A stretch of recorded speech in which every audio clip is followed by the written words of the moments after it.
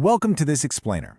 Today, we're unraveling a puzzle that leaves so many of us feeling completely drained, confused, and honestly, second-guessing our own sanity. We're talking about the emotionally unavailable puzzle. You know exactly what I mean, right? One day you're up late planning a whole future together, and the very next day you're left on read for 48 hours straight. They'll make these massive promises and tell you how important you are, but the absolute minute you need them to truly stand by you or understand you emotionally, they vanish into thin air. It is an incredibly confusing world to navigate, just full of mixed signals and dead ends. But stick with me here, because as we put these pieces together today, we're going to uncover a major twist about where these emotional walls actually come from. And I promise you, it's not quite what you think. Think about this for a second. Have you ever felt totally, completely alone while sitting right next to someone? It's a haunting, incredibly isolating feeling. They text you back, you spend hours together on the couch, so the physical proximity is definitely there, but when it comes to actual emotional depth, the connection just never fully grows. You try to lean in, to share something real, and they instinctively pull away or totally change the subject. Emotional unavailability rarely looks like outright cruelty. More often than not, it looks like a painful silence, a really subtle deflection, or just this lingering feeling that you're a million miles away from the person holding your hand. If you have felt this, your pain is entirely valid. It's a really lonely place to be. The crazy part is, it usually kicks off like an absolute dream. You get the love bombing and the intense affection. Early on, they just shower you with attention. They make you feel seen, chosen, and incredibly special. It's the nonstop texts, the spontaneous plans, and those deep, intoxicating late-night chats that make you think, wow, I finally found the right person. But then, right as things get serious, they hit you with sudden silence and withdrawal. The enthusiasm just vanishes. It is an absolute emotional whiplash, and you're left agonizing over what you did wrong. But the truth? It happens because when people can't regulate emotional closeness, they swing violently between desperately wanting connection and being utterly terrified of actually having it. One of the experts from our Hindi source material put this so perfectly. Depth demands honesty. It's such a powerful, fundamental truth about human relationships. Look, emotionally unavailable people will talk to you all day long about surface-level stuff. They'll enthusiastically debate sports, movies, office politics, or even other people's drama. But the literal minute you attempt a heart-to-heart conversation about the relationship itself, they check out entirely. They fear depth because going deep requires them to be brutally honest with themselves about their own internal world, their flaws, their fears. And for someone who has spent a lifetime running from their own emotions, that internal world is a terrifying place they simply do not want to visit. Now, what's really interesting about this slide is how they deploy what we call a distraction shield to avoid that terrifying internal world. This is basically an invisible armor built entirely out of deflections. For example, keeping intimacy purely physical, because physical touch mimics closeness without ever requiring the actual risk of vulnerability. Or it might show up as chronic workaholism. Being perpetually busy is the ultimate socially acceptable escape route from intimacy, isn't it? It's the partner who's always glued to their phone during a date. They're physically there but mentally miles away. They might even turn your very real, raw feelings into cold, logical debates, treating your bid for connection like a court case they have to win. And of course, they flee from conflict, running fast from anything that requires a hard look in the mirror. If you've been banging your head against that shield for a while, you've probably started shrinking yourself. You start overthinking, telling yourself, well, maybe I'm too needy. Maybe I just expect too much. Maybe I should just chill out. But I really need you to hear this. You are not asking for too much. You are asking the wrong person. Your desire for normal, healthy emotional closeness is not a character flaw.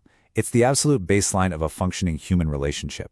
You should never ever have to twist yourself into a smaller, less expressive version of yourself just to accommodate someone else's towering emotional walls.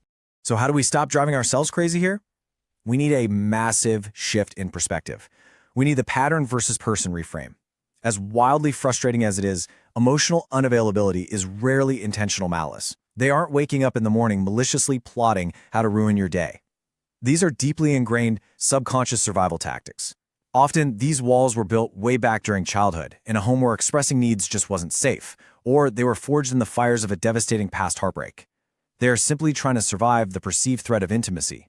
To their nervous system, true emotional connection literally feels like there is a lion in the room. This behavior is deeply tied to a concept known as fearful avoidant attachment. This defines a person who actually craves deep, meaningful connection. They want love just as much as you or I do. But the moment that intimacy starts to feel a bit too real, a subconscious alarm bell just starts ringing. They panic. In practice, this looks like picking a massive, completely irrational fight right after you just had a perfectly romantic weekend. They instinctively shut down to avoid losing control or getting abandoned. The tragic irony here is that they might genuinely love you. They really do have the feelings, but their internal walls are simply stronger than their ability to let you in. And sometimes the barrier is even more fundamental than that. It's a clinical condition called alexithymia. This is the psychological difficulty of identifying, naming, and describing one's own emotions.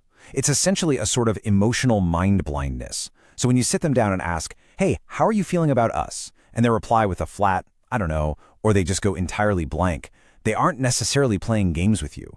They aren't trying to be stubborn. They might literally lack the internal emotional vocabulary to process or articulate what's happening inside their own mind.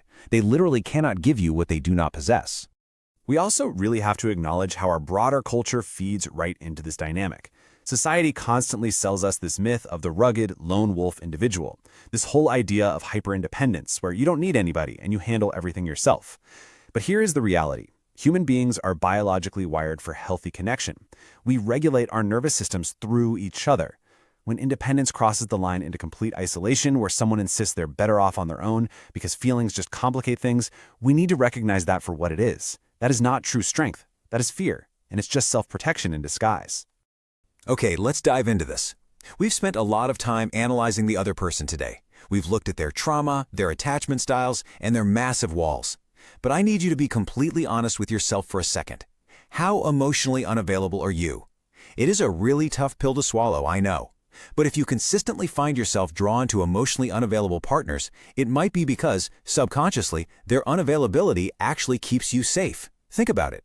If they can never fully commit, then you never actually have to take the terrifying risk of truly going deep and being vulnerable yourself. Are you building your own walls while complaining about theirs? Really think about how you react when things get serious. Creator Anna Akana actually openly admits to using humor and sarcasm to deflect whenever a date gets a little too real or emotionally heavy. Maybe for you, it's not jokes. Maybe it's numbing out your own feelings with endless doom scrolling or massive Netflix binges. Maybe you secretly fear that committing to a relationship means you'll completely lose your identity and your independence. Or maybe you always keep one foot out the door, keeping your options open just in case, absolutely terrified of putting a real label on things. If you are pointing the finger, make sure you check the mirror too. Now, if you recognize your own walls in any of that, please do not panic. Take it as an invitation to realize that vulnerability isn't weakness. It is the absolute birthplace of real connection. Emotional unavailability is just a learned coping mechanism. And the incredibly beautiful thing about learned behaviors is that they can absolutely be unlearned. Yes, stepping out onto that stage without your emotional armor is terrifying. It means you might get hurt. But leaning into that discomfort is literally the only way to build actual, lasting trust with another human being. Tearing down those walls happens in small, really deliberate steps. It is an ongoing journey. It all starts with self-awareness. Just taking a few minutes out of your day to pause, sit still, and maybe journal about what you are actually feeling beneath the surface. Then practice small vulnerability. You do not need to dump your deepest, darkest trauma on a first date. Just share a tiny, everyday worry with a trusted friend. Let someone see a little crack in the armor. Finally, actively build your emotional literacy. Stop just saying you feel fine or bad. Learn the actual nuance between feeling anxious, feeling lonely, and feeling overwhelmed. Name it to tame it. We're going to leave you with this final, incredibly important question to chew on today. Are your walls keeping you safe, or are they just keeping you hidden? Whether you are dealing with a partner who is stuck in their own emotional maze, or you're realizing you've been building an invisible fortress of your very own, remember that you are worthy of being fully seen. It takes immense courage to choose authentic connection over a comfortable distance, but I promise you, it is always worth the risk. Thanks for joining us for this explainer, and we will see you next time as we continue making the complex completely clear.